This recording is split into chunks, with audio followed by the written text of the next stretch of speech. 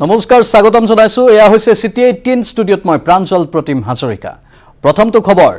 লোকসভা নিৰ্বাচনত বৰপেটা সমষ্টিত এআইডিএফৰ প্ৰাৰ্থী হ'ব কংগ্ৰেছৰ নিলম্বিত বিধায়ক শ্বেৰমান আলী আহমেদ বিধায়ক শ্বেৰমান আলীক আদৰিবলৈ সাজু হৈছে এতিয়া এআইডিএফ যোগদান কৰিলে প্ৰাৰ্থীত্ব লাভ কৰিব শ্বেৰমানে নিউজ 18ক জনালে এআইডিএফৰ জ্যেষ্ঠ বিধায়ক আমিনুল ইছলামে লোকসভা নিৰ্বাচনত মিত্ৰতা প্ৰসংগটো মন্তব্য কৰিছে আমিনুল ইছলামে মিত্ৰতা প্ৰসংগত প্ৰদেশ কংগ্ৰেছৰে কথা নাপাতে এআইডিএফে বিজেপি বিৰোধী মিত্ৰজোঁট গঠনৰ বাবে ৰাষ্ট্ৰীয় পৰ্যায়ত হ'ব আলোচনা ৰাষ্ট্ৰীয় পৰ্যায়ৰ আলোচনাত ভূপেন বৰাৰ কথাৰ কোনো মূল্য নাই বুলিও কটাক্ষ কৰিবলৈ এৰা নাই বিধায়কজনে এয়া হৈছে আমিনুল ইছলামৰ বিস্ফোৰণ আৰু তেওঁ কৈছে যে লোকসভা নিৰ্বাচনত বৰপেটা সমষ্টিত এআইডিএফৰ প্ৰাৰ্থী হ'ব কংগ্ৰেছৰ নিলম্বিত বিধায়ক শ্বেৰমান আলী আহমেদ বিধায়ক শ্বেৰমান আলীক আদৰিবলৈ ইতিমধ্যে এআইডিএফ দল সাজু হৈ পৰিছে যোগদান কৰিলে প্ৰাৰ্থীত্ব লাভ কৰিব শ্বেৰমানে নিউজ 18ক এক্সক্লুসিভলি এই কথা জনাইছে এআইডিএফৰ জ্যেষ্ঠ বিধায়ক আমিনুল ইছলামে লোকসভা নিৰ্বাচনত মিত্ৰতা প্ৰসংগটো মন্তব্য কৰিছে আমিনুলে ইতিমধ্যে আমি কৈছো যে মিত্ৰতা প্ৰসংগত প্ৰদেশ কংগ্ৰেছৰ সৈতে কথা কোনো কাৰণতে নাপাতে এআইডিএফে যি কথা পাতিব সেয়া কেৱল ৰাষ্ট্ৰীয় নেতৃত্বৰ সৈতেহে পাতিব আৰু ৰাষ্ট্ৰীয় নেতৃত্বৰ সৈতে যি আলোচনা হ'ব তাৰ যিটো সমাধান সূত্ৰ ওলাব তাত ভূপেন কুমাৰ বৰাৰ হস্তক্ষেপ কৰাৰ কোনো অধিকাৰ নাই আনকি ভূপেন বৰাৰ কথাৰ কোনো মূল্যও নাই বুলি কটাক্ষ কৰিছে আমিনুল ইছলামে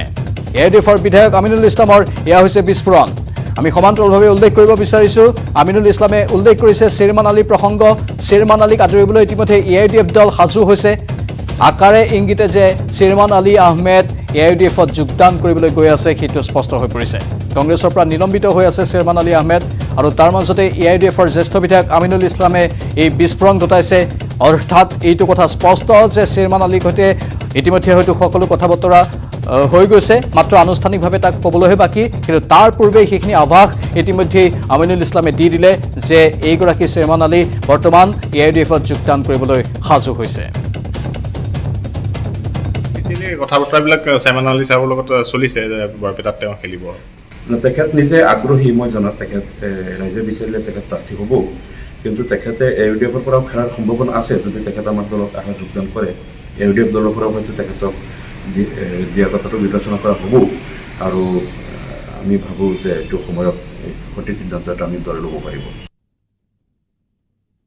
আচলতে মই নিজেও আগ্ৰহী নহয় লোকসভা নিৰ্বাচনত প্ৰাৰ্থী হোৱাৰ কাৰণে মই আগ্ৰহী নহয় আৰু আমাৰ দলৰ মজিয়াত এতিয়ালৈকে এনেকুৱা আলোচনা হোৱাও নাই বা মই নিজেও কেতিয়াও কাকো কোৱাও নাই এইটো একাংশই চৰ্চা কৰি আছে হয়তো কিছু লোকে বিচাৰে কয় মই খেলিব লাগে কিন্তু মই নিজে ৰাষ্ট্ৰীয় ৰাজনীতিত মই পদাৰ্পণ কৰিবলৈ পক্ষপাতী নহয় মই নিজে ৰাজ্যিক ৰাজনীতিত আছোঁ আৰু অসমৰ ৰাজ্য ৰাজনীতিত মই ক্ৰমাগত তৃতীয়বাৰলৈ মই বিধায়ক নিৰ্বাচিত হৈছোঁ মই ইয়াতে সন্তুষ্ট মই ৰাজ্য ৰাজনীতিত থাকিব বিচাৰোঁ অসমবাসীৰ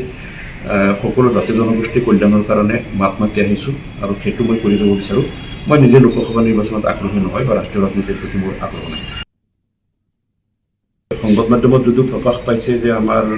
দলে 7টা সমষ্টিৰ প্ৰাৰ্থী দিব এতিয়া 7টাত দিয়ে নে 4টাত দিয়ে নে 3টাত দিয়ে এইটো সময়তহে ক'ব পৰা যাব কাৰণ যদি আমাৰ অন্য কোনো আঞ্চলিক দলৰ লগতো মিত্ৰতা হয় বা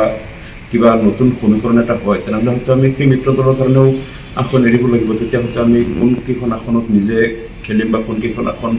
মিত্ৰ দলৰ কাৰণে এৰি দিম সেই কথাটো তেতিয়া সময়তহে নিৰ্ধাৰণ হ'ব সৰ্বভাৰতীয় ৰাজনীতিত যিটো সমীকৰণ হ'ব তাত ভূপেন বৰাহঁতৰ নিচিনা নেতাৰ নাই বা তাত তেওঁলোকৰ কোনো কথাৰ মূল্যও নাথাকিব গতিকে আমি ভাবোঁ যিটো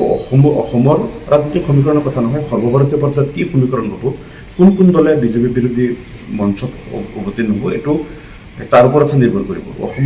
প্ৰদেশ কংগ্ৰেছৰ তাত কোনো ধৰণৰ ভূমিকা নাথাকিব শ্বেৰমান আলী সন্দৰ্ভতো বক্তব্য প্ৰদান কৰিছে আমিনুল ইছলামে আন ৰাষ্ট্ৰীয় ৰাজনীতিৰ প্ৰসংগটো কৰিছে লোকসভা নিৰ্বাচনৰ প্ৰসংগটো কৰিছে এই সন্দৰ্ভতে কথা পাতিম আমাৰ জ্যেষ্ঠ সাংবাদিক বিজু কুমাৰ ডেকাৰ সৈতে বিজু কুমাৰ ডেকা একেলগে আমিনুল ইছলামে বহুখিনি কথাই কৈ গ'ল কিন্তু সবাতোকৈ গুৰুত্বপূৰ্ণ কথাটো হৈছে সকলোৱে দৃষ্টি আকৰ্ষণ কৰা কথাটো হৈছে যে শ্বেৰমান আলীয়ে এআইডিএফত যোগদান কৰিব হয়, আজিৰ দিনটো এটা গুৰুত্বপূৰ্ণ খবৰ আৰু এই খবৰটো তথ্য সহকাৰে ইতিমধ্যে আমি দৰ্শকক দিলোঁ আৰু AIDFৰ জ্যেষ্ঠ বিধায়ক ধিং সমষ্টিৰ বিধায়ক আমিনুল ইছলামে ইতিমধ্যে সদৰি কৰিছে যে কংগ্ৰেছৰ পৰা নিলম্বিত হৈ থকা বিধায়ক চেয়াৰমেন আলিক আহমেদক আদৰিবৰ কাৰণে AIDFে সম্পূৰ্ণ সাজু আৰু বৰপেটা সমষ্টিটোত তেওঁ 2024 যি লোকসভা নিৰ্বাচন আহি আছে সেই লোকসভা নিৰ্বাচনত প্ৰাৰ্থিত্ব দিয়াৰ ক্ষেত্ৰত AIDFৰ দল সাজু হৈছে আৰু চেয়াৰমেন আলী আহমেদে যোগদান কৰিলেই 2024 লোকসভাৰ আসনখন তেওঁৰ নামত অৰ্পণ কৰা হ'ব আৰু 2024ত চেয়াৰমেন আলী আহমেদে AIDFৰ পৰা প্ৰতিদ্বন্দ্বিতা কৰাৰ বাবে তেওঁৰ নিজৰ মত ইতিমধ্যে AIDFৰ প্ৰধান বদৰুদ্দিন আজমলক জনাইছে বুলি ইতিমধ্যে ধিং সমষ্টিৰ বিধায়কগৰাকীয়ে নিউজ 18 হোৱা এক আছুতীয়া সাক্ষাৎ সদৰি কৰিছে। এইটো এটা গুৰুত্বপূৰ্ণ বিষয় হৈ পৰিছে কিয়নো নিলম্বিত হৈ থকা বিধায়কগৰাকী কোন দললৈ যাব সেই লৈ চৰ্চা চলি আছিল আৰু বহুতে সন্দেহ কৰি আছিল যে AIDFলৈ যাব। AIDFৰ প্ৰধান বদৰুদ্দিন আজমল যেতিয়াই গুৱাহাটীলৈ আহে তেতিয়াই একেলগে দুয়োগৰাকী নেতাক দেখা যায়। চেয়াৰমেন আলী আহমেদে আজমল আহিলেই আজমলক সাক্ষাৎ কৰা দেখা গৈছিল আৰু তাৰ পাছত আজি স্পষ্ট হ'ল যে জ্যেষ্ঠ বিধায়ক আমিনুল ইছলামে সদৰি কৰি দিলে যে 2024ত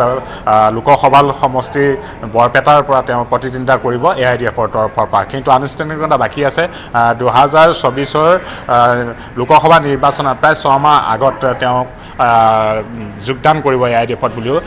তথ্য পোৱা গৈছে। বিজু কুমাৰ ডেকা, লাভ কেনেধৰণৰ হ'ব AIDF দলটোৰ যেতিয়া চেয়াৰমেন আলী আহমেদে তাত জইন কৰিব বা যোগদান কৰিব? কাৰণ বিগত সময়ত তেওঁ বিতৰ্কৰ সূত্ৰপাত কৰিছিল, কিন্তু সেইখিনি বিতৰ্কই AIDFৰ লাভহে কৰিব নেকি? কাৰণ সংখ্যালঘু প্ৰীতিৰ কথা ইয়াত আহি পৰিছে বাৰু বিজু। হয়, তেওঁ অসম বিধানসভাৰ ভিতৰত বা অসম বিধানসভাৰ বাহিৰত তেওঁ সদায় এটাই কথা কৈ আছে, মিয়া মুছলমানৰ কথা। অসমত বসবাস কৰা প্ৰায় 1 কোটি মিয়া মুছলমানৰ সপক্ষে তেওঁ সজোৰে সদনৰ ভিতৰত আৰু সদনৰ বাহিৰতো তেওঁ দাবী কৰি আহিছিল আৰু এই ক্ষেত্ৰত কংগ্ৰেছ দলক তেওঁ বহুকেইটা চৰ্তও দিছিল। গৰাখহনীয়া চৰ চাপৰি অঞ্চলৰ উন্নয়ন, জন্ম নিয়ন্ত্ৰণ, মিয়া মুছলমানসকলৰ বাবে মিয়া মিউজিয়াম গঠন, এই গোটেই চৰ্তসমূহ দিছিল আৰু কংগ্ৰেছৰ তৰফৰ পৰা তেওঁৰ চৰ্তসমূহ মানি লোৱা হোৱা নাই আৰু কোনো কথাই স্পষ্ট কৰা নাই। তেওঁ সেই চৰ্ত যদি মানি লয় তেওঁ কংগ্ৰেছে থাকিব বুলি আজিও কৈ আছে, কিন্তু কংগ্ৰেছৰ তৰফৰ পৰা কোনো কথা স্পষ্ট কৰা নাই বিধায়কগৰাকীৰ চৰ্তক লৈ পেলাই। তাৰ সলনিত এইগৰাকী বিধায়কক কংগ্ৰেছৰ বিৰোধী দলপতি দেৱব্ৰত শইকীয়াই অধ্যক্ষ বিশ্বজিৎ দৈমাৰীক বাৰে বাৰে হেঁচা প্ৰদান কৰিছিল, চিঠি দিছিল যে বিধায়ক পদটো খাৰিজ কৰিব লাগে চেয়াৰমেন আলী আহমেদৰ। আৰু ইতিমধ্যে প্ৰথমটো শুনানি হৈ গৈছে, দ্বিতীয়টো শুনানি কেইদিনমানৰ পূৰ্বে হোৱাৰ কথা আছিল যদিও অধিবক্তাৰ অনুপস্থিতিৰ বাবে তেওঁ সময় বিচাৰিছে আৰু অহা সপ্তাহত পুনৰ দ্বিতীয়টো শুনানি হ'ব বিধায়ক পদ খাৰিজ কৰাক লৈ আৰু সেই বিচাৰ প্ৰক্ৰিয়াটো ইতিমধ্যে চলি আছে। তাৰ মাজতে যিটো বাতৰি আজি আমি ব্ৰেক কৰিছোঁ, আজিৰ দিনটো এটা গুৰুত্বপূৰ্ণ খবৰ হিচাপে যে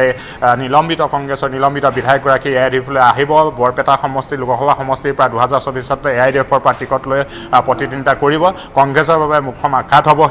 এইটো কাৰণেই যে বৰপেটা লোকসভা সমষ্টিৰ জনগাঁথনি যেতিয়া আপুনি পৰ্যালোচনা কৰিব তাত দেখা যাব যে সংখ্যালঘু বসতি প্ৰধান সেই অঞ্চলতে সেই বিধানসভা সমষ্টিসমূহৰ কেনেদৰে তেওঁলোক আগবাঢ়িব এই ক্ষেত্ৰত কংগ্ৰেছৰ যিগৰাকী এতিয়া লোকসভাৰ সাংসদ আছে আব্দুল খালেক, তেওঁৰ বাবে তেওঁ যদি পুনৰ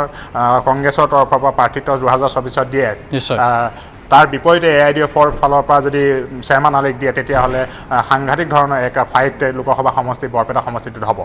ধন্যবাদ জনাইছোঁ বিজু কুমাৰ ডেকা, এইখিনি তথ্যৰ বাবে। গুৰুত্বপূৰ্ণ তথ্য আপুনি দিছে, এক্সক্লুচিভ তথ্য। ইয়াৰ দৰ্শকসকলে গম পালে যে চেয়াৰমেন আলীৰ এতিয়া AIDFৰ যাত্ৰা পথ সুগম হৈ পৰিছে। আমিনুল ইছলামে নিজেই এই কথা ব্যক্ত কৰিছে আৰু আনকি বদৰুদ্দিন আজমলৰ সৈতে চেয়াৰমেন আলীয়ে এই সন্দৰ্ভত কথাও পাতিছে, মাত্ৰ আনুষ্ঠানিকভাৱে ক'বলৈ বাকী। আৰু তাৰ পূৰ্বেই এই খবৰটো আমি কেৱল দৰ্শকসকলৰ বাবে ফাদিল কৰিছোঁ।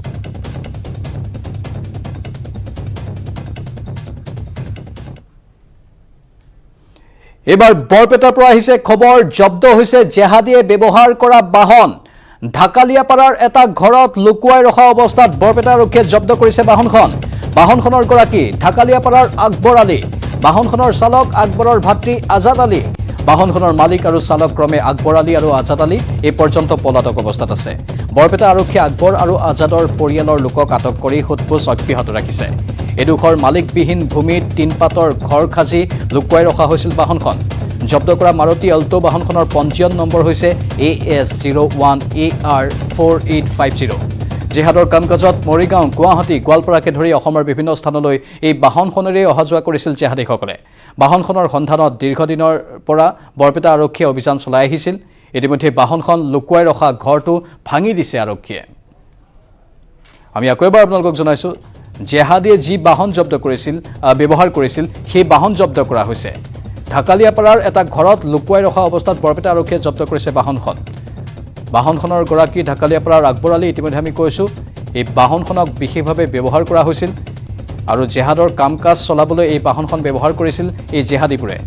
এডোখৰ মালিকবিহীন ভূমিত টিনপাতৰ ঘৰ সাজি এই বাহনখন লুকুৱাই ৰখা হৈছিল আমাৰ সতীৰ্থ সাংবাদিক নিৰঞ্জন দাস আছে ফোন লাইনত নিৰঞ্জন কিছুদিন পূৰ্বে এটা ভিডিঅ' আমি সম্প্ৰচাৰ কৰিছিলোঁ যে বাহনৰ ভিতৰতে যেন ঘৰ সাজি লৈছে বিচনা সাজি লৈছে তেনে দৃশ্য দেখিবলৈ পোৱা গৈছিল জেহাদীয়ে ব্যৱহাৰ কৰা এইখন বাহনতো তেনেধৰণৰ কিবা অত্যাধুনিক সা সুবিধা সমৃদ্ধ আছিল নেকি বাহনখনক কেনেধৰণে ব্যৱহাৰ কৰিছিল বাৰু নিশ্চয়কৈ প্ৰাঞ্জল যি মাৰুতি অল্টো গাড়ী এখন বেছি ডাঙৰ গাড়ী নহয় যিহেতুকে AS01AR4850 হাউলিৰ এটা ভিতৰুৱা অঞ্চল ঢাকালিয়াপাৰাৰ পৰা এই বাহনখন জব্দ কৰা হৈছে ঢাকালিয়াপাৰাৰ ইয়াৰ যি মালিক আকবৰ আলী বুলি জানিব পৰা গৈছে আৰু আজাদ আলীয়ে গাড়ীখন ড্ৰাইভাৰ হিচাপে কাম কৰিছিল বুলি জানিব পৰা গৈছে আৰু বিশেষকৈ যি মহম্মদ সুমনে যি বৰপেটাত বাংলাদেশৰ নাগৰিক বৰপেটাত বাহাৰ পাতি আছিল আৰু তেওঁ আনচাৰুল বাংলাৰ সদস্য তেওঁক আটক কৰা হৈছিল আৰু এইখন বাহনৰে তেওঁ ব্যৱহাৰ কৰা বুলি আমি এক সূত্ৰে গম পাইছোঁ গতিকে তেওঁ এইখন বাহন দীৰ্ঘদিন ধৰি বিচাৰি থকা হৈছিল আৰু এই বাহনখন পোৱা নাছিল কিন্তু যোৱাকালি ৰাতি খবৰ পাইছিল বাহনখন লুকাই ৰখা অঞ্চলত খবৰ পাই ৰাতিয়ে বাহনখন জব্দ কৰিছিল আৰু আজি পুৱাৰ ভাগত এই যিটো অঞ্চলত বাহনখন লুকুৱাই ৰখা হৈছিল এটা গেৰেজ বান্ধি ৰখা হৈছিল সেই গেৰেজটো আজি প্ৰশাসনে ভাঙি দিছে আৰু এনেধৰণে জব্দ কৰা হৈছে বাহনখন আৰু এই বাহনখনেৰে এই যিসকল জেহাদৰ অৰ্থাৎ আনচাৰুল বাংলাৰ লগত জড়িত তেওঁলোকে বিভিন্ন ঠাইলৈ অহা যোৱা কৰিছিল বুলি তথ্য এটা পোৱা গৈছে কিন্তু সবিশেষ তথ্য এতিয়াও কোনো ধৰণৰ আনুষ্ঠানিকভাৱে বা আমাৰ সাংবাদিকৰ আগত এই তথ্য কোনো ধৰণে প্ৰকাশ কৰা নাই বৰপেটা আৰক্ষীয়ে ধন্যবাদ আনুষ্ঠানিক ৰূপত এতিয়ালৈকে কোনো সবিশেষ তথ্য সদৰি কৰা নাই কিন্তু আৰক্ষীয়ে তদন্ত আগবঢ়াই আছে সেইটোৱে ভাল কথা আৰক্ষীয়ে সকলো ফালৰ পৰা এই বিষয়সমূহ চালি জাৰি চাই আছে জেহাদী কাৰ্যকলাপৰ সৈতে জড়িত কোনো ব্যক্তিকে ৰেহাই দিয়া নহ'ব তেওঁলোকৰ ঘৰ তেওঁলোকৰ বাহন সকলো জব্দ কৰা হ'ব তাৰেই যেন ইংগিত এয়া আৰু এই বাহনখন লুকুৱাই ৰখা অৱস্থাৰ পৰা উদ্ধাৰ কৰা হৈছে সেইটো হৈছে সবাতোকৈ ডাঙৰ কথা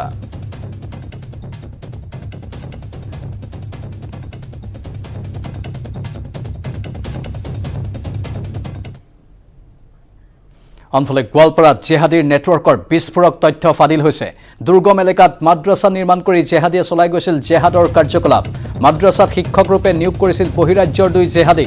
মাদ্ৰাছাৰ শিক্ষক হৈছে জাহাংগীৰ আলম আৰু আমিনুল ইছলাম ধৃত জেহাদী জালালুদ্দিনে সঘনাই অহা যোৱা কৰিছিল মাদ্ৰাছাখনলৈ পাখিউৰা দাৰোগা আগলাচৰত মাদ্ৰাছা নিৰ্মাণ কৰি নামনি অসমত জেহাদী কাৰ্যকলাপ চলাইছিল আৰক্ষীৰ অভিযানত উদ্ধাৰ হৈছে এই বিস্ফোৰক তথ্য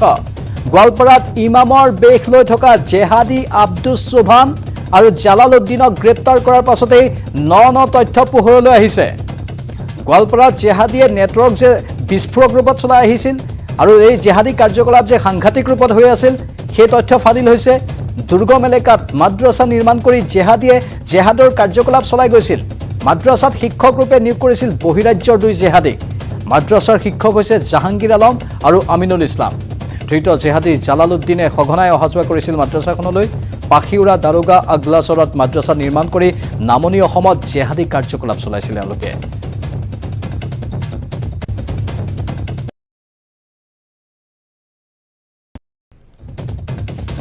এই জেহাদী কাৰ্যকলাপ চলাই এওঁলোকৰ হয়তো পৰিকল্পনা আছিল যে অসমত গোটাঘাত সংঘটিত কৰাৰ মাদ্ৰাছাৰ শিক্ষক জাহাংগীৰ আলম আমিনুল ইছলাম এওঁলোক জেহাদী কাৰ্যকলাপত পোনপটীয়াকৈ জড়িত আছিল আৰু ধৃত জেহাদী জালালুদ্দিনে সঘনাই অহা যোৱা কৰিছিল এই মাদ্ৰাছাখনলৈ পাখিউৰা দাৰোগা আগলাচৰত মাদ্ৰাছা নিৰ্মাণ কৰি এই ভয়ংকৰ ৰূপত জেহাদী কাৰ্যকলাপসমূহ চলাই গৈ থকা হৈছিল গোৱালপাৰাত ইমামৰ বেশ লৈ থকা জেহাদী আব্দুছ চুবহান আৰু জালালুদ্দিনক গ্ৰেপ্তাৰ কৰাৰ পাছতেই এনেধৰণৰ বহু নতুন নতুন তথ্য পোহৰলৈ আহিবলৈ ধৰিছে।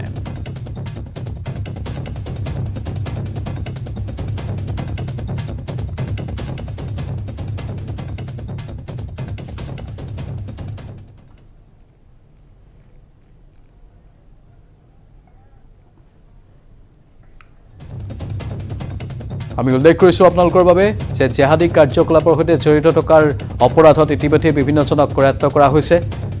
দুৰ্গম এলেকাত মাদ্ৰাছা নিৰ্মাণ কৰি লৈছিল এওঁলোকে আৰু সেই মাদ্ৰাছাসমূহতে জেহাদৰ পাঠ শিকোৱা হৈছিল। জেহাদ কেনেধৰণে কৰিব লাগে, ৰাষ্ট্ৰৰ বিৰুদ্ধে ষড়যন্ত্ৰ কেনেধৰণে কৰিব লাগে, এখন ৰাষ্ট্ৰক কেনেধৰণে ধ্বংস কৰিব পাৰি তাৰেই পৰিকল্পনা ৰচনা কৰা হৈছিল। এখন ৰাষ্ট্ৰক ধ্বংস কৰাৰ এয়া পৰিকল্পনা। জেহাদ বুলিও নকওঁ আমি, এয়া সম্পূৰ্ণৰূপে সন্ত্ৰাসবাদী, সম্পূৰ্ণৰূপে এখন ৰাষ্ট্ৰৰ বিৰুদ্ধে ষড়যন্ত্ৰ, এখন ৰাষ্ট্ৰৰ সাৰ্বভৌমত্বৰ বিৰুদ্ধে ষড়যন্ত্ৰ, এখন ৰাষ্ট্ৰৰ জনসাধাৰণক হত্যা কৰাৰ এয়া হ'ল ষড়যন্ত্ৰ। মাদ্ৰাছাত এনেধৰণৰ ষড়যন্ত্ৰ ৰচনা কৰা হৈছিল। কেৱল জেহাদ জেহাদ বুলি কৈ থাকিলে হয়তো বহুতৰ গাত কথাবোৰ নালাগিব, কিন্তু এয়া হৈছে পোনপটীয়াকৈ মানুহ হত্যা কৰাৰ পৰিকল্পনা। মানুহক হত্যা কৰি মানুহৰ তেজেৰে ফাকু খেলাৰ এয়া আছিল পৰিকল্পনা। আৰু এনেধৰণেই এটাৰ পাছত আন এটা এই কাৰ্যকলাপসমূহৰ সৈতে জড়িত অভিযোগত গ্ৰেপ্তাৰ হৈছে আৰক্ষীৰ হাতত। পাখিউৰা মই থাকোঁ হাৰিয়ানাত। হাৰিয়ানাত থাকি আহি মই শুনা পালোঁ যে ইয়াতে শিক্ষক আছে। তেতিয়া মই এটা কিবা জলচা দিলোঁ, সেইটো ক'বই লাগিব। তেনেহ'লে জলচাটো দিলোঁ, জলচাটো মই পিছত মই কিবা তাৰ চালোঁ, গ্ৰুপ চালোঁ, শুনা পালোঁ কলিকাতাৰ মানুহ। কলিকাতাৰ মানুহ যদি হ'ল তাহলে কিবা এটা মই প্ৰমাণ চাম। মই ID বিচাৰিছিলোঁ তাৰ। ID বিচাৰাৰ পিছত মই আকৌ ইয়ত গ'লোঁ, এই হাৰিয়ানাত গুচি গ'লোঁ। গুচি যোৱাৰ পিছত মই শুনা পালোঁ যে গুচি গৈছে, পলাইছে, পলাতক হে। তদন্তৰ পিছত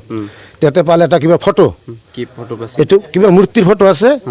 আৰু এটা কিবা ডেড বডি আছে, ডেড বডিৰ এটা ফটো আছে, মই দেখা পাইছোঁ। দেখাৰ পিছত মই তাতে ওপৰত লেখা আছে আনসাৰুল্লাহ বাংলাদেশ বুলি লেখা আছে, মই দেখা পাইছোঁ ফটোটা। এইখানে এটা আৰক্ষী লৈ গৈছে।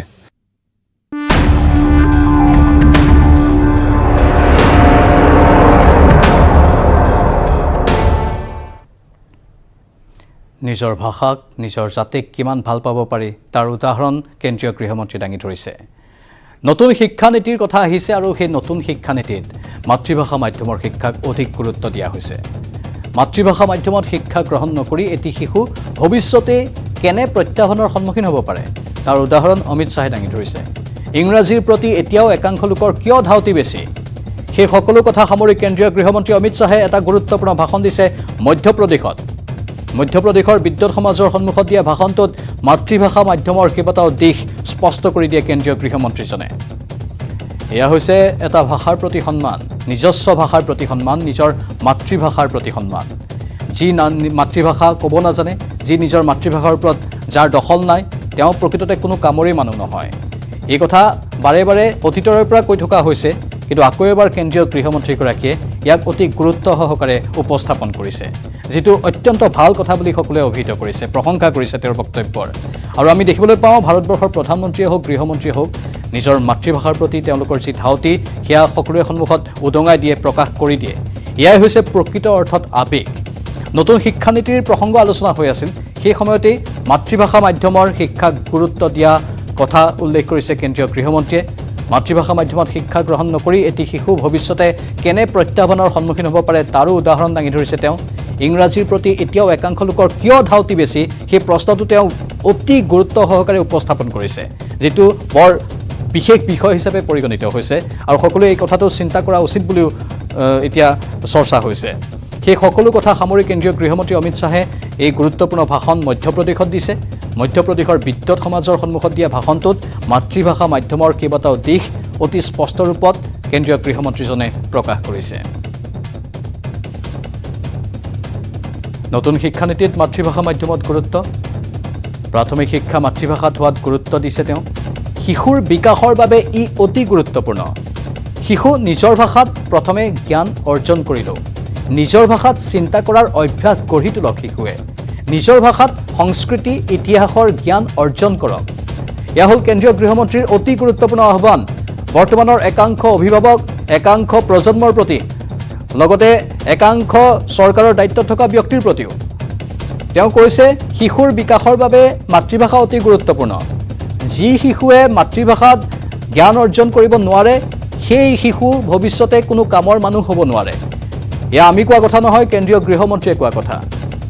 মাতৃভাষা মাধ্যমক কিয় গুৰুত্ব দিব লাগে তাৰ জল পট উদাহৰণ কেন্দ্ৰীয় গৃহমন্ত্ৰীগৰাকীয়ে দাঙি ধৰিছে মাতৃভাষাইহে প্ৰকৃত অৰ্থত মাটিৰ মানুহ কৰি তোলে এটি শিশুক মাতৃভাষাইহে প্ৰকৃত অৰ্থত অতি প্ৰতিভাৱান কৰি তোলে এটি শিশুক প্ৰাথমিক শিক্ষা সদায় মাতৃভাষাত হোৱাটো বাঞ্ছনীয় আৰু তাত গুৰুত্ব দিব লাগে সকলোৱে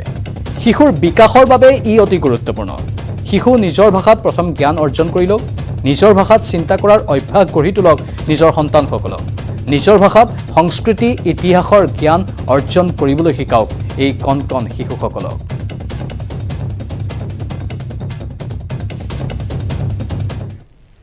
इस शिक्षा नीति ने प्राथमिक शिक्षा स्वभाषा में हो अपनी भाषा में हो इस पर बहुत बल दिया है और मैं मानता हूं कि बच्चे के विकास की नींव के लिए ये बहुत जरूरी है कि बच्चा अपनी भाषा में पहला ज्ञान प्राप्त करे सोचने की आदत अपनी भाषा में वो डाले और अपनी भाषा में अपनी संस्कृति अपने इतिहास को जानकारी प्राप्त करे और ये बहुत बड़ा काम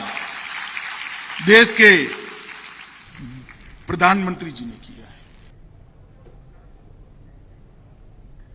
আনফালে যি শিশুৱে নিজৰ ভাষাত চিন্তা নকৰে তেওঁ নিজৰ সংস্কৃতিক বুজিব নোৱাৰে যি ভাষা ভাৱ চিন্তাতকৈ আগলৈ নাযায় সেই শিশু কেতিয়াও মহান হ'ব নোৱাৰিব য'ত শিশুৰ যুক্তিত শান দিয়াৰ ব্যৱস্থা নাই তেওঁ কেতিয়াও নিজে আগবাঢ়ি যাব নোৱাৰিব যি শিশুৱে বিশ্লেষণ কৰাৰ ক্ষমতাৰ সৃষ্টি নহয় সেই শিশু কেতিয়াও ভাল আয়োজক হ'ব নোৱাৰিব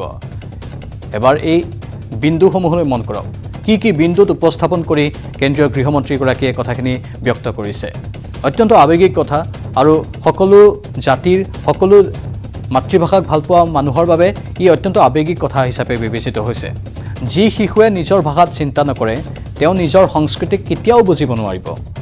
যি ভাষা ভাৱ চিন্তাতকৈ আগলৈ নাযায় সেই শিশু কেতিয়াও মহান হ'ব নোৱাৰিব য'ত শিশুৰ যুক্তিত শান দিয়াৰ ব্যৱস্থা নাই তেওঁ কেতিয়াও নিজে আগবাঢ়ি যাব নোৱাৰিব যি শিশুৱে বিশ্লেষণ কৰাৰ ক্ষমতাৰ সৃষ্টি নকৰে বা নহয় সেই শিশু কেতিয়াও ভাল আয়োজক হ'ব নোৱাৰিব এই সন্দৰ্ভতো বক্তব্য আছে কেন্দ্ৰীয় গৃহমন্ত্ৰীগৰাকীৰ শুনাই লৈছোঁ जो बच्चा अपनी भाषा में नहीं सोचता है वो बच्चा अपनी संस्कृति को नहीं समझ सकता है जो भाषा सोचने से चिंतन की प्रक्रिया के आगे नहीं बढ़ता है वो बच्चा कभी बड़ा नहीं हो सकता है जिस बच्चे के तर्क को धार देने की इसमें व्यवस्था नहीं है वो कभी भी स्वतः अपना रास्ता तय नहीं कर सकता है और जिस बच्चे में विश्लेषण करने की क्षमता की निर्मित न हो वो बच्चा कभी भी अच्छा आयोजक नहीं बन सकता है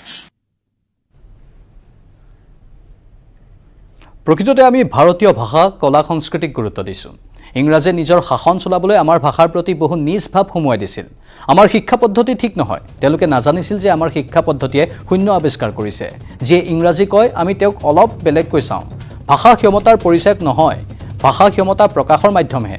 ক্ষমতা ব্যক্তিৰ ভিতৰত থাকে ক্ষমতা ভাষাৰ ভিতৰত নাথাকে ব্যক্তিৰ ভিতৰত ক্ষমতা থাকিলে যি ভাষাতে নকওক কিয় ক্ষমতা প্ৰকাশ পাবই বিশ্বৰ বিভিন্ন দেশে নিজ নিজ ভাষাতেই গৱেষণা কৰিছে চীন জাপান জাৰ্মানী সকলোৱে নিজৰ ভাষাত গৱেষণা কৰিছে আৰু অভূতপূৰ্ব সফলতা লাভ কৰিছে ভাৰত এনে এখন দেশ য'ত ভাষাক লৈ শ্ৰেণী বিভাজন কৰা হয় তেওঁ ইংৰাজী জানে তেওঁ তাৰ অৰ্থ এইটো হৈ যায় যে তেওঁ উচ্চ খাপৰ এগৰাকী ব্যক্তি কিন্তু প্ৰকৃততে তেওঁ উচ্চ খাপৰ নহয় সেইটো কথা তেওঁৰ বোধগম্য ভালদৰেই হয় যিজনে নিজকে ইংৰাজীকৈ উচ্চ খাপৰ ব্যক্তি বুলি অভিহিত কৰিব বিচাৰে ভাৰতৰ সেইটোৱে দুৰ্ভাগ্য যে য'ত ভাৰতত শ্ৰেণী নিৰ্ধাৰণ ভাষাৰ ভিত্তিত হয় মানুহৰ ব্যক্তিত্বৰ ভিত্তিত নহয় এটা ভাষা ক'ব জানিলেই ভাৰতত শ্ৰেণী বিভাজন হৈ যায় তেওঁক উচ্চ খাপৰ বুলি গণ্য কৰি লোৱা হয় মানুহৰ ভাৱধাৰা এনেধৰণে গঢ়ি উঠিছে যিটো অত্যন্ত বেয়া দিশ বুলি কেন্দ্ৰীয় গৃহমন্ত্ৰীগৰাকীয়ে কৈছে যিটো হ'ব নালাগে যিটো সলনি কৰিবলৈ কেন্দ্ৰীয় গৃহমন্ত্ৰী দেশৰ প্ৰধানমন্ত্ৰীয়ে অহৰহ চেষ্টা কৰি আছে দেশৰ প্ৰতিৰক্ষা মন্ত্ৰীয়েও চেষ্টা কৰি আছে মুঠতে কেন্দ্ৰীয় মন্ত্ৰীসকলক যদি ভালদৰে চোৱা হয় তেওঁলোকৰ ভাষা তেওঁলোকে প্ৰায় সততেই হিন্দীতে কথোপকথনবোৰ আৰম্ভ কৰে আৰু হিন্দীতে ক'বলৈ চেষ্টা কৰে আৰু তেওঁলোকৰ শুদ্ধ হিন্দীয়ে সকলোকে আকৰ্ষিত কৰে আৰু সেই প্ৰয়াসৰ জৰিয়তে তেওঁলোকে সকলোকে হিন্দী বা নিজৰ ভাষাৰ প্ৰতি আঞ্চলিক ভাষাসমূহৰ প্ৰতি আকৃষ্ট কৰাৰ চেষ্টা কৰিছে যেটো সবাতোকৈ প্ৰশংসনীয় পদক্ষেপ বুলি অভিহিত কৰিব পাৰি আমি ভাৰতীয় ভাষা কলা সংস্কৃতিক গুৰুত্ব দিছো এয়া দেশৰ গৃহমন্ত্ৰীৰ বক্তব্য ইংৰাজে নিজৰ শাসন চলাবলৈ আমাৰ ভাষাৰ প্ৰতি বহু নিজ ভাৱ সোমোৱাই দিছিল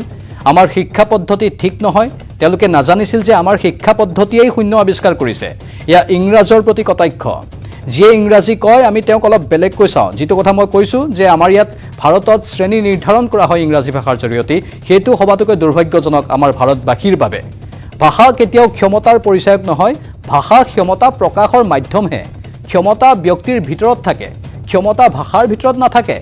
ব্যক্তিৰ ভিতৰত ক্ষমতা থাকিলে যি ভাষাতেই নকক কিয় সেই ক্ষমতা প্ৰকাশ পাবই এদিন নহলেও এদিন বিশ্বৰ বহু দেশ আছে যিসমূহ দেশ অতি উন্নত তেওঁলোকে নিজৰ ভাষাকে গুৰুত্ব দিয়ে তেওঁলোকে কিন্তু কেতিয়াও ইংৰাজীক আকোৱালি নলয় চীন জাপান জাৰ্মানী ৰাছিয়া আদি বিভিন্ন দেশৰ উদাহৰণ দিব পাৰি সকলোৱে নিজৰ ভাষাত গৱেষণা কৰিছে অভূতপূৰ্ব সফলতা লাভ কৰিছে তেওঁলোকে লোকৰ ভাষাক আদৰি অনা নাই লোকৰ ভাষাকে নিজৰ ভাষা বুলি গণ্য কৰি লোৱা নাই অৰ্থাৎ তেওঁলোকে নিজৰ যিখিনি প্ৰকৃত ক্ষমতা সেই ক্ষমতা বিশ্বৰ আগত দাঙি ধৰিবলৈ সক্ষম হৈছে সেয়েহে তেওঁলোকৰ প্ৰতিভাও অতি সুন্দৰভাৱে উদ্ভাসিত হৈছে भारतीय भाषाएं हमारी कलाएं और हमारी संस्कृति को हमने प्राथमिकता दी है मित्रों आज मैं एक बात बड़े मन से कहना चाहता हूं मैं जब गुजरात से राष्ट्रीय राजनीति में आया तब हमारे एक बड़े नेता थे अब नहीं रहे मैं उस वक्त मेरी हिंदी को ठीक ठाक कर रहा था हर रोज दैनिक जागरण अखबार का एक पेज लेकर हिंदी से गुजराती का अनुवाद कर मेरी हिंदी को मजबूत कर रहा था क्योंकि मुझे राष्ट्रीय स्तर पर काम करना था तो सुबह 10:30 बजे 6 से 6:30 से 10:30 बजे तक एक ही काम होता था नाश्ते के अलावे मेरी हिंदी को ठीक ठाक करना जब हमारे एक नेता को मालूम पड़ा उन्होंने कहा कि भाई इतनी मेहनत हिंदी के पीछे कर रहे हो हिंदी तो तुम सीख ही जाओगे अंग्रेजी क्यों ठीक नहीं करते हो मैंने बोला हिंदी से अंग्रेजी सीखने में बहुत सरल भाषा है मगर मेरे मन में ऐसा हीन भाव नहीं है कि मैं अंग्रेजी नहीं बोलता तो मेरी स्वीकृति नहीं आएगी मेरी भाषा के आधार पर ही देश भर में मेरी स्वीकृति लाना ये मेरा लक्ष्य है और मैं अंग्रेजों ने अपना शासन चलाने के लिए कई प्रकार की हीन भावना भारतीय समाज के अंदर निर्मित की एक लघुता ग्रंथि का निर्माण किया है उन्होंने कहा कि हमारी शिक्षा पद्धति ठीक नहीं थी स्ट्रक्चर्ड नहीं थी उनको मालूम ही नहीं है कि हमारी शिक्षा पद्धति ने शून्य ढूंढा है उनको मालूम ही नहीं है खगोल शास्त्र के बड़े बड़े सिद्धांत हमारी ही शिक्षा पद्धति ने ढूंढे हमारी शिक्षा पद्धति ने विज्ञान के हर क्षेत्र के अंदर अनेक प्रकार के अनुसंधान किए इन्होंने एक ही भावना खड़ी करी जो अंग्रेजी बोलता है आज भी उसको हम जरा अहोभाव के साथ देखते हैं मित्रों मैं यहां सारे शिक्षाविद बैठे उनके सामने बड़ी विनम्रता से कहता हूं भाषा क्षमता की परिचायक नहीं है भाषा क्षमता की अभिव्यक्ति करने का माध्यम है क्षमता व्यक्ति के अंदर होती है क्षमता भाषा के अंदर नहीं होती अगर व्यक्ति के अंदर क्षमता है अभिव्यक्ति किसी भी भाषा में हो कोई उसको इसकी क्षमता को नकार नहीं सकता अनेक प्रकार की हीन भावनाएं हमारे अंदर समाज के अंदर खड़ी की है हीन भावनाओं को समाज को त्याग करने का समय आ गया है दुनिया के कई देशों ने अपनी अपनी भाषाओं को समाहित करते हुए संरक्षित करते हुए ढेर सारे अनुसंधान करे चाहे रसिया हो चाहे चीन हो चाहे जर्मनी हो चाहे फ्रांस हो तभी उन्होंने अपनी भाषा सारा अनुसंधान उनकी भाषाओं में हुआ है भारत क्यों नहीं कर सकता আনফালে চিকিৎসা শিক্ষা কাৰিকৰী শিক্ষা ভাৰতীয় ভাষাত কৰিবলৈ গৈ আছে শিশুৱে নিজৰ ভাষাত লিখিলে নিজৰ ভাষাত চিন্তা কৰিলে মৌলিক চিন্তনৰ বাবে সুযোগ লাভ কৰে অন্য ভাষাত চিন্তা কৰিলে তেওঁৰ চিন্তাৰ পৰিসৰ কমিহে আহে শিশুৰ চিন্তা উন্নত কৰিব লাগিলে তেওঁক নিজৰ ভাষাত পঢ়াৰ সুযোগ দিয়া উচিত হে মোদী বিদেশলৈ গলে হিন্দীত ভাষণ দিয়ে আৰু বিশ্বই থৰ লাগি শুনি থাকে দেশৰ প্ৰধানমন্ত্ৰীৰ প্ৰতিটো ভাষণ খুব কম সংখ্যক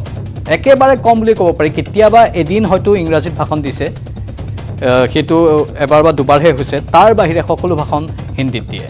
আৰু প্ৰধানমন্ত্ৰী নৰেন্দ্ৰ মোদীয়ে যেতিয়া হিন্দীত বিদেশত গৈ ভাষণ দিয়ে তেতিয়া সেই ভাষণ সকলোৱে থৰ লাগি শুনি থাকে সমগ্ৰ বিশ্ব থৰ লাগি যায়। এয়া হৈছে প্ৰকৃত ক্ষমতা। ক্ষমতা এনেধৰণেই প্ৰকাশ কৰিব লাগে। এতিয়া শেহতীয়াকৈ কেন্দ্ৰীয় চৰকাৰে চিকিৎসা শিক্ষা, কাৰিকৰী শিক্ষা ভাৰতীয় ভাষাত কৰিবলৈ গৈ আছে। শিশুৱে নিজৰ ভাষাত লিখিলে, নিজৰ ভাষাত চিন্তা কৰিলে মৌলিক চিন্তনৰ বাবে সুযোগ লাভ কৰে। অন্য ভাষাত চিন্তা কৰিলে তেওঁৰ চিন্তাৰ পৰিসৰ কমি আহে। বৰ ডাঙৰ কথা কৈ দিছে কেন্দ্ৰীয় গৃহমন্ত্ৰীগৰাকীয়ে। এবাৰ সেইখিনি কথা আমি সকলোৱে মৰ্মে মৰ্মে উপলব্ধি কৰা দৰকাৰ। ওপৰে ওপৰে সকলো কথা ভাবিলে একো নহ'ব। ওপৰে ওপৰে সকলো কথা এবাৰ শুনি তাৰপিছত এৰি দিলেও একো নহ'ব। কিন্তু এইখিনি কথা এবাৰ মৰ্মে মৰ্মে উপলব্ধি কৰা প্ৰতিযোগগৰাকী ভাৰতীয়ৰ বাবে দায়িত্ব।